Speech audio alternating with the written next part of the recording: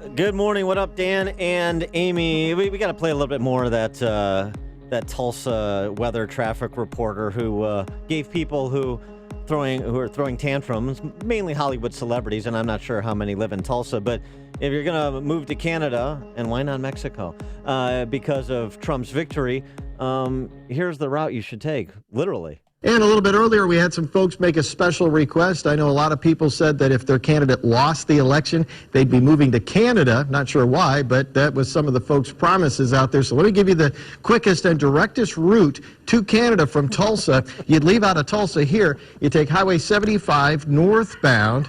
Okay, 75 northbound up through Kansas, past Kansas City. When you get into Omaha, watch for that junction for Interstate 29, because then you want to take I-29 out of Omaha, Nebraska, right here. You want to take Interstate 29. That'll get you up through Sioux Falls, South Dakota, then up into North Dakota. Yeah, sure. And literally, I-29 will go to the Canadian border. Yep.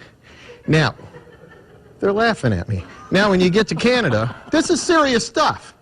When you get to Canada, you're going to hit the border here. Make sure you've got either your card or your passport, okay, to get into Canada now. Yeah, they have border security. Then you're going to get back on what is known as Highway 75 in Canada, or it's actually the Lord Selkirk Highway. If you're moving to Canada, you're going to need to know this. Lord Selkirk Highway. There you go. So the route to Canada from Tulsa. It's not only celebrities. I have a friend who is moving to Monte Carlo. I'm not kidding you. Oh, well, it must be nice. Well, I mean, what are they waiting for? They were waiting for the presidential election to move to Monte Carlo? Yes. Oh, my goodness. Because Trump won, he cut off everybody in his family, canceled his annual golf tournament, and he is moving to Monte Carlo. We'll miss him terribly. One guy who's not going anywhere, he's Wisconsin Senator Ron Johnson. Senator Johnson, thanks for joining us. Congratulations on your victory. Yay. Well, thanks, guys. And by the way, if you're liberal trying to escape Chicago, you can go right up through Wisconsin, spend some money there. That's probably the quickest way to get into Canada. Yeah, tell us about it. I think, unfortunately, that is now well known. That's a place to go. Yeah. What is going on? All of our Great Lakes neighbors have good conservative governors and conservative senators, except for land of Lincoln. It's all very disquieting. But Senator Johnson, turning to the policy agenda now. That's what happens after an election, and Republicans have control of both chambers. But there is this wrinkle in the Senate called the filibuster, and one wonders whether or not this is a time to exercise the so-called nuclear option so that the first 100 days are a productive 100 days and are not beset by filibusters in the Senate. Well, again, I think it's probably premature to be talking exactly how we're going to pass things through the Senate. From my standpoint, the way you pass things through the Senate is you win the political argument. But, there's so many things we can do right off the bat that are probably even more crucial in terms of having that discussion. That's first, let's start reversing all these executive orders that put a crushing regulatory burden on our economy. Number one goal, number one component solution is making sure the American economy realizes its full potential. If you start by reducing the massive regulatory burden, which is about $14,800 per household per year.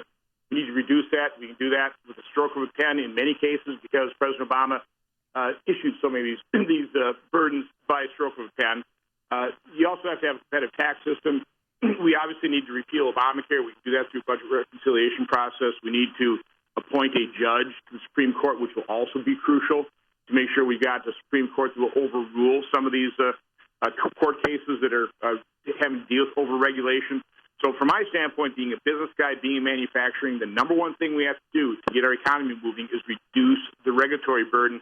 I'm a little concerned that in the policy wonks around Washington, they're not talking about that as much as they really should. It's the number one thing we need to do.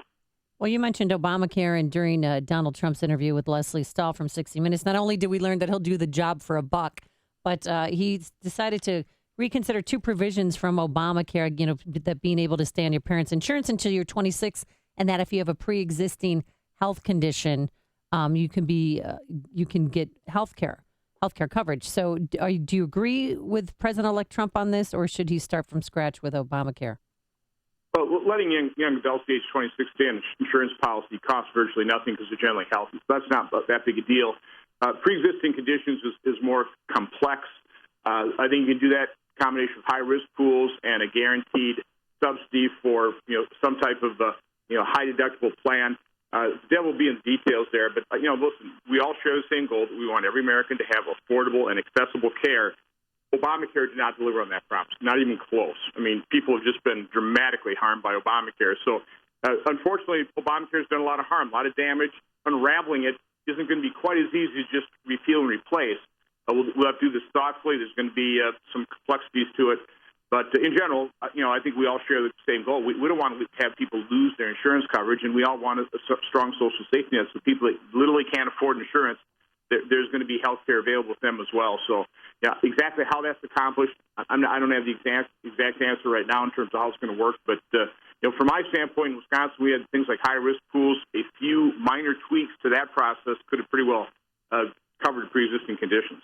You're chairman of Homeland Security in the Senate, and so just switching to matters global, the names that are being bandied about for some of the key foreign policy, national security posts, who do you like in which slots, if you have any particular favorites? Yeah, I really don't want to start getting involved in personalities. That's going to be up to the administration. My job as chairman of Homeland Security will be to take a look at those nominees, move them through our committee, get them passed and then confirmed out of the Senate as quickly as possible. Becoming president of the United States is an enormous challenge. I think there's more than 4,000 administration posts that have to be filled, so it's a huge management undertaking. So, I think the roles of Congress is to just do everything we can to quickly do our job in terms of, getting those individuals that need Senate confirmation confirmed, and I'd say behind the scenes, provide a little advice and consent, not do those things kind of publicly. Well, what about your friend Reince Priebus? I mean, he's from Wisconsin, former chair of the RNC. Now he's going to be chief of staff. Was that a good pick? I think it's a fabulous pick. I'm a big Reince Priebus fan. Reince was our party chair, set up a campaign elections structure in Wisconsin. We've all tapped into. Scott Walker tapped into it and helped build it. I tapped into it, continued to help build it, and then Reince took that into the RNC. So he knows how to build an organization. I think he was very close confidant of President-elect Trump during the campaign as well. He was actually a very close confidant of mine when I first ran in 2010. Another outside business guy needed advice and counsel on a lot of these political issues, and Reince provided to me. He also provided to Trump. So I think Reince is a fabulous pick. I'm really looking forward to working with him as chief of staff in the White House. Yeah, I mean, Wisconsin's still the kind of the epicenter of politics in this country, with you, Senator Johnson, and Speaker Ryan, and Scott Walker, and Chief of Staff Priebus. I mean, why do you guys get all the talent? We don't get any. Because we're such nice people. Yes, I heard Charles Krauthammer give a speech in Wisconsin one time. He said, "You hear Minnesota nice." He said, "I would say Wisconsin even nicer," and I agree with that assessment. So, Bear fans come up to Glenville Field, they see how nice we are. There you go. Now, one other order of business that has to go through the Senate, and you mentioned it at the outset in passing, is Supreme Court nominee to fill the vacancy left by Justice Scalia's death. That needs to be taken up in short order, and that's going to be an important moment early on in Trump's presidency, isn't it? Well, again, this is where I give Leader McConnell a great deal of credit. He came out right off the bat and said, let's let the American people decide the direction of the Supreme Court, and the American people now have spoken. They elected Donald Trump, who has a great list, prepared by the Federalist Society, or they certainly helped prepare the list, of judges, not liberal activists, super legislators. So now we will hopefully maintain, and I'm going to do everything I can to insist that we have a conservative composition of the Supreme Court filled with judges who are going to have the fidelity and integrity to the written law, the written Constitution. I think it's a very good thing for all of our freedoms, for our constitutional rights. Now, one other note, just before we let you go, are we finally done? Are we finally done with Russ Feingold after you've now dispatched him twice? Can we put him in the political graveyard, or are we going to have to endure him again at some point? I guess that's up to Senator Feingold. I have no input from that standpoint. All right, Senator Ron Johnson, Republican from Wisconsin. Senator Johnson, thanks for joining us. Appreciate it. Have a great day. And congratulations. And he joined us on our turnkey.pro answer line.